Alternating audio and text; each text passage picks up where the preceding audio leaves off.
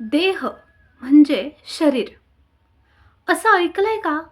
देहाकडून देवाकडे जाताना मध्ये लागतं ते म्हणजे देश.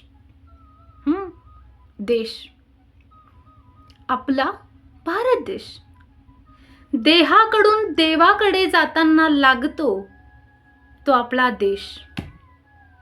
मग आता 26 जानेवारी येणार आहे आणि आपण सर्व स्टेटस ठेवणार आहे.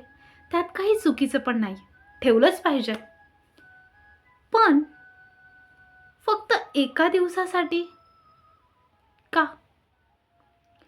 का आपल्याला देशाप्रती भावना ही फक्त एकाच दिवशी येते?